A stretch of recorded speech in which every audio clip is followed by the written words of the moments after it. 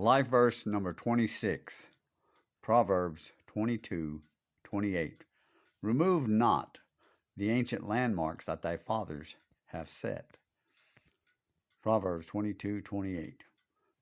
Now, this seems like not much of a proverb, really, until you look at the recent spate of memorial removals and politically correct uh, demolishing and removing of landmarks all across the South and in many other places for political correctness reasons. But a lot of these memorials were dedicated by family loving Christian people and dedicated to the remembrance of the sacrifices and the deaths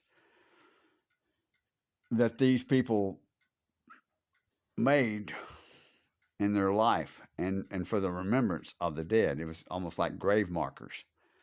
And it's a sin against the very spirit of God to remove those when they are placed that way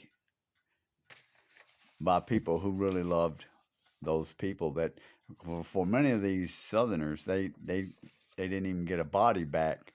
The son or their daddy or their brother, uncle were gone forever.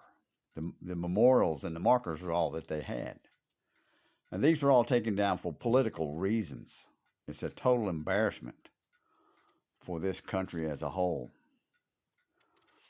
One of the reasons that Washington is so revered is that he revered God and gave him his glory and was bold in his service to God, family, and country. And a lot of these soldiers from the South and from the North and from all across the country were Christians of that nature. And so these memorials should never have ever been touched, much less even removed. So it's a total embarrassment to this country, and many cities and counties and states across the South should be absolutely shamefaced at the spate of these memorials that have been removed and relocated and often destroyed. It should be noted that the destruction of these particular areas are now paying the high cost of political correctness, because the replacement culture is one of mob rule and decadence. And you'll see that in many areas like in Memphis and Richmond, Virginia, and other places. Be not deceived. God is not mocked.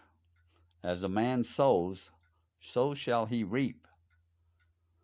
Or in this case, an entire nation shall reap that kind of destruction and mayhem. So,